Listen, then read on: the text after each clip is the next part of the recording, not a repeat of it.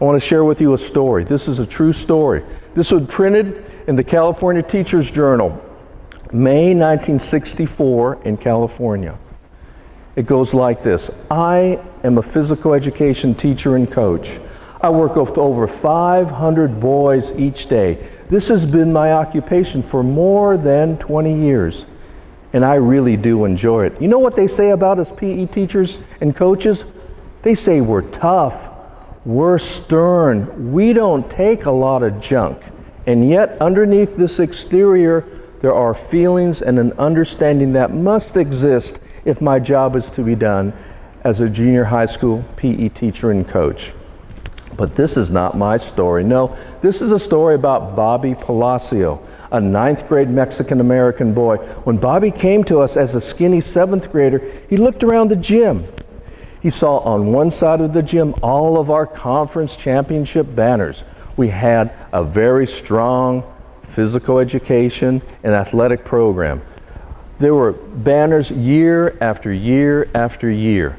And when he went out in the foyer, he looked around and all of our trophy cases were filled with team and individual trophies, certificates.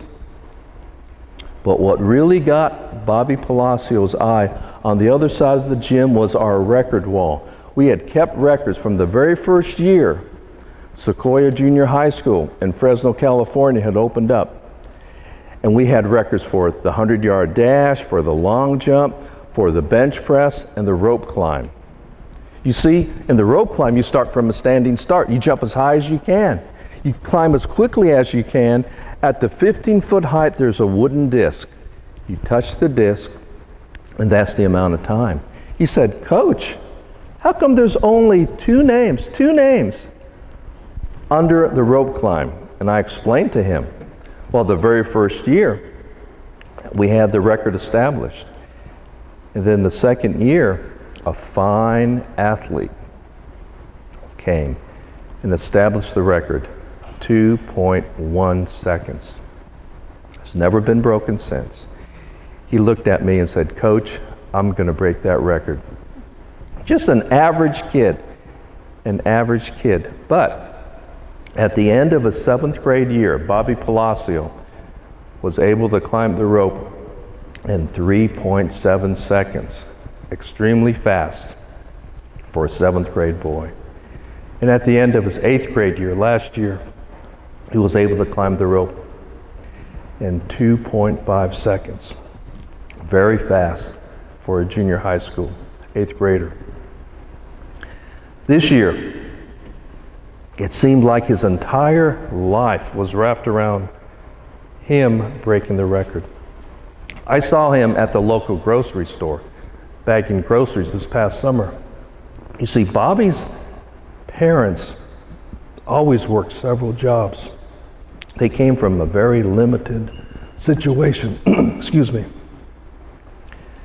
Bobby's older sister and older brother always had part-time jobs or full-time jobs during the summer.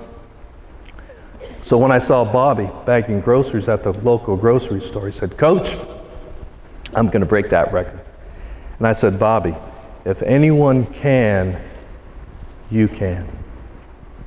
So it really didn't surprise me in his first of 3 attempts that my stopwatch stopped at 2.1 seconds, tying the school record. And during the second attempt, my stopwatch stopped at 2 seconds flat. That record that Bobby Palacio had worked on and trained for the last 2.5 years, that record was his.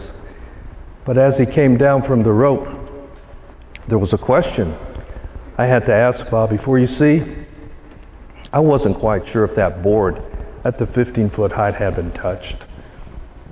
It looked like he had touched, but I wasn't quite sure.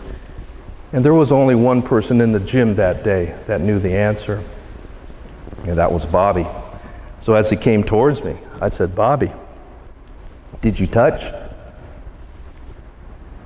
And he didn't answer right away, but he continued to walk towards me. And I asked him again, I said, Bobby, did you touch? If he says yes, the record that he's dreamed about and worked on hard every day. If the gym's open on Saturdays, he's there.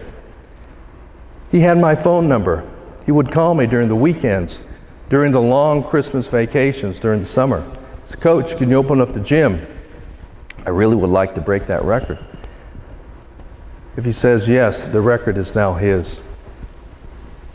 But he shook his head no. Coaches do not cry. Only babies cry, they say. But as I reached up to grab him and pull him towards me, and we stood to face the other boys in class that day, it was through a tight throat and two watery eyes that I said this: "Gentlemen, Bobby Palacio has not broken the record. No, he has set a much finer record, a genuine record for you and me, and everyone to strive for. You see, Bobby has told the truth." And I turned to Bobby and I said, "Bobby, you've just done something few professional athletes never attain in their entire professional careers. You do have one more chance. I know you're going to break the record." The other boys had their last turns, and then it was Bobby's last turn. And as he stood in front of the rope, and as he was ready to jump, and as he was ready to do the best job he could, I was saying to myself, "Bobby, jump high, climb fast, you can do it." And my stopwatch stopped at 1.9 seconds. It was the record that he had dreamed of, perhaps close to a city or state or national record for a 14-and-a-half-year-old boy.